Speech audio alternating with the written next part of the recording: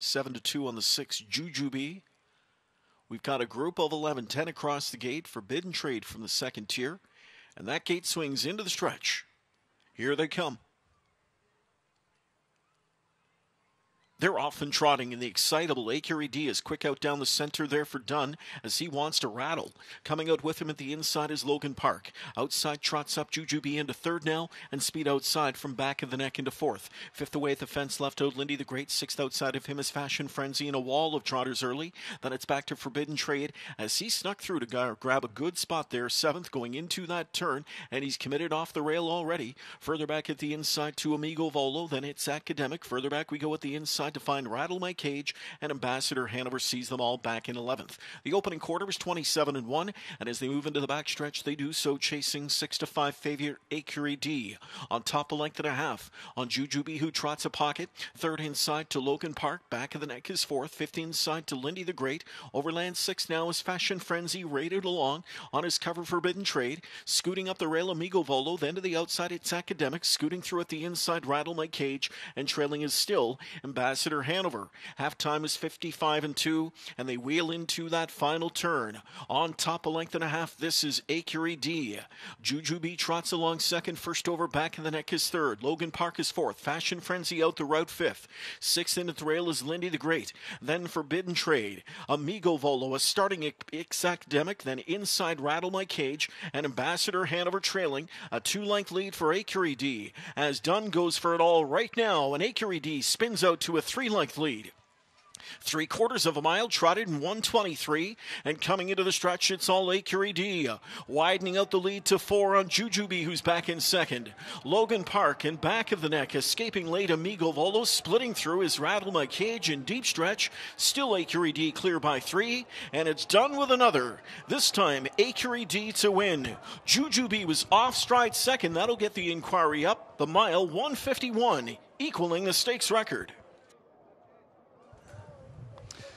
Dunn, Svanstedt, more success. This time the open trot defending champion Ecurie comes back, and it is a stakes equaling performance of 151. Down the road, sure, he might have looked a little excitable. He was in Yonkers as well, but Dunn was able to rate him kind of in that first half, settle down, and he was just pumped up. Too tough. Yeah, for sure. But, I mean, again, though, like we were saying earlier there, I mean, this is what makes Dexter great, because he knows very little about this horse. I don't know if he's ever drove him before in his life, but he certainly hasn't drove him in a while. No, he hasn't. And he just automatically fits right to him. And it's just, that's why DexterDunn is DexterDunn. DexterDunn is tough. He's very, very tough. You know how hard it is to win these races. And DexterDunn's been driving here since 2019. He's just reeled off 3 straight Dan Patch Awards as top driver. And he's now got 11 Breeders' Crown trophies to his credit. Yeah, Put that into perspective. Well, you really can't. It's not really that's not really the way it's supposed to happen, But the only way that it happens that way is that if you're bringing something with you, which he does, which is just a God-given talent to sit behind a racehorse. I mean, even the great drivers that I get to talk to, whether it's my dad or O'Donnell and guys like that, they are fans of Dexter. Yeah. So if you have a great driver that's a fan of this guy, then that would be, in my opinion, the fact that the great drivers think that this is a great driver. Yeah. I'm a driver, and I think he's a great driver. But the great drivers think that he's a great driver, and I don't disagree with it. He can adapt to any horse, any situation, and he's good at what he does. Yeah, he's the best. Ecurie, his latest trip to the Winback Farm Winter Circle, Ken. All right, and we do have a judge's inquiry. It's going to possibly affect the runner-up 6, Jujubee, who made that late break coming to the line. Judges will examine the closing strides and that break by 6, Jujubee. In the meantime, let's congratulate winner of tonight's 8th race, the 5 Ecurie. A 6-year-old trotting son of Infinitif out of the Muscles Yankee mare Too Soon. Bred by Jean-Pierre Dubois of Bolton, Ontario. Owned by Marko Kreivi Stables, Suleyman Yuksel Stables, and Oka Svanstedt Incorporated. Svanstedt trains. That's a crown double tonight for his outfit. DexterDunn with a crown triple on tonight's program. Clicking with Ecurie, a second victory from 6 on the year. That's career win 19 for the millionaire coming in. and captures the Breeders' Crown Open Trot tonight for a purse of $810,000 with a stakes record equaling score. Emmy Martinson, the caretaker of Ecurie D. Tonight's 8th race, presented by Allraj Farm. And with a trophy presentation to the winning connections, Allraj Farm farm manager Ashley Bennett congratulating Team Ecurie D. So there's your unofficial top 4, 5, 6, 3, 7. Inquiry dealing with the break at the wire by the 6 Jujubee. Judges continue to examine replays.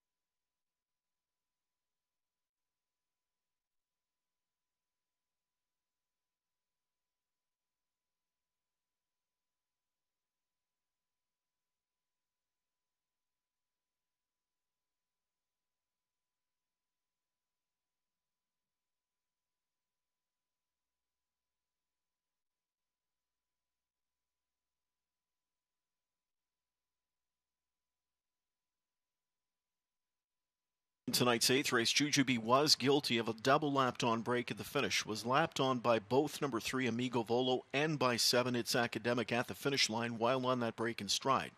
Jujubee finished second, will be placed 4th for the violation.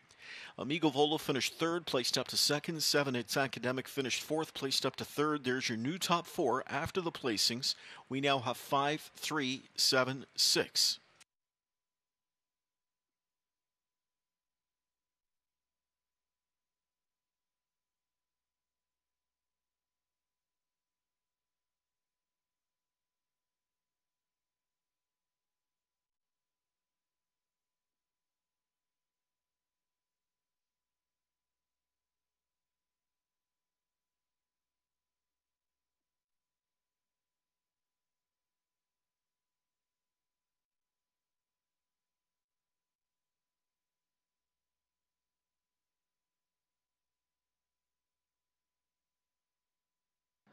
You can now make that 3 Breeders' Crowns on the night for driver DexterDunn, Ecurie D, winning the Open Trot. This was a pretty nice drive to pick up, Dex, and certainly you took full advantage of it.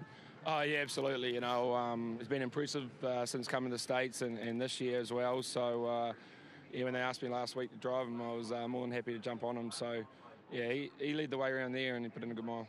Yeah, I mentioned, again, picking up a big drive here for Svanstedt. After early in the year, we saw what looked like another freak of a trotter in Alaraja 1. When he went down, that had to be a little disappointing, but this is probably a nice little redemption for yourself. Yeah, I mean, I felt like that horse is just starting to hit his gears over here too. You know, we'd been driving him pretty, and just he was, you know, his last quarters have been sensational. So when he went down, it was a bit of a shame, but that's racing, and yeah, like I said, it's a good one to pick up tonight. Let's talk about tonight's mile, though. Up there on the lead, you get that separation there near 3/4. It seems to be the move right now for everybody. Yeah, you know, like he was a little aggressive out of the gate going in the first quarter, Stu, and then after that he relaxed pretty good. He was coming in the last turn, he had both ears fully pricked and still felt like he had some trot, so we gave him a growl and away he went. Well, you're having great success here in the Breeders' Crown, as you have since you came to North America. 1 race to go. Best of luck with Bulldog Hanover. Yeah, looking forward to it. Thanks, Stu. All right, we'll let Dex get back to the paddock. Ecurie D has won the Breeders' Crown, now a back-to-back champion.